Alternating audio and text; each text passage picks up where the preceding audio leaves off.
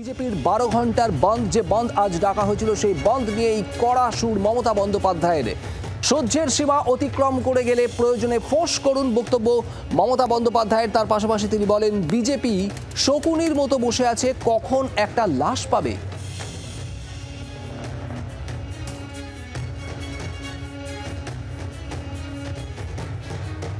আগামী দিন আপনাদের কাজ হচ্ছে চক্রান্তকারীদের মুখোশ খুলে দিয়ে ফোঁস করতে শিখুন, ফোঁস করতে শিখুন, ফাঁস করে দিন। বাংলায় থাকবেন আর বাংলাকে বদনাম করবেন, এটা মেনে নেবেন না। বাংলা অশান্ত হলে সেই অশান্তি ছড়িয়ে পড়বে উত্তর পূর্বেও। আজ এমনও আশঙ্কা করেন মুখ্যমন্ত্রী মমতা বন্দ্যোপাধ্যায়। মোদি বাবু, আপনার পার্টিকে দিয়ে আগুন লাগাচ্ছেন।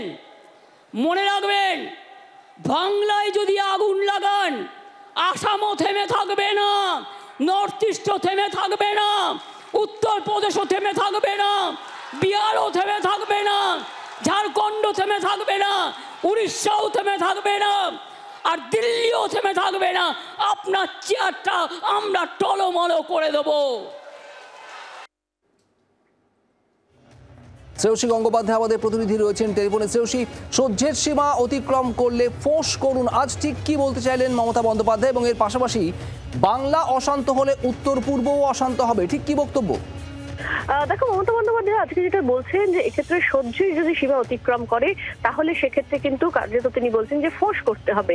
তার বক্তব্য একসময় তিনিই বলেছিলেন যে বদলা নয় বদল চাই, কিন্তু এখন কিন্তু চাইলে কেউ অন্যরকম কিছু ভাবতেও পারেন, তবে সেটা কখনোই যেন অশান্তির সীমা অশান্তি করে না হয়, সেটা এমন কোনো কাজ করে না হয় যাতে অশান্তি ছড়ায়, সেরকম কিছু না হয়। এবং সেই প্রসঙ্গে বলতে গিয়ে কিন্তু কার্যত তিনি বলছেন যে দরকার হলে আপনারা ফোঁস করুন। সেক্ষেত্রে তিনি এক্ষেত্রে এটাও বলছেন যে এক্ষেত্রে এমন কিছু যখন সহ্যের সীমা অতিক্রম করে যাবে তখন কিন্তু করতে হবে।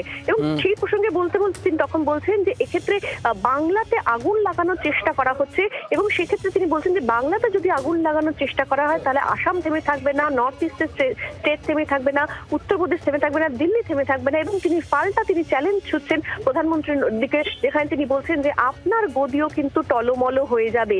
ফলে কার্যত কিন্তু পাল্টা চ্যালেঞ্জ ছুটছেন তিনি। এবং সেখানে তিনি বলছেন যে বিজেপি বিভিন্ন ক্ষেত্রে ফান্ডিং করছে এবং সেক্ষেত্রে তার পুরো নজর আছে, এবং সেক্ষেত্রে সেই জায়গাতে তিনি বলছেন যে ফান্ডিং এর এন্ডিং করে দেব।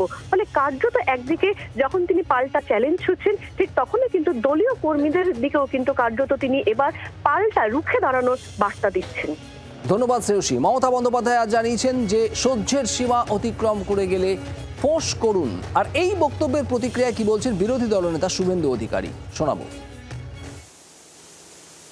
আরজি করের ধর্ষকদের ফাঁসি আর আপনার পদত্যাগ চাইলে একই জুলুম, এটা ফোঁস নয়।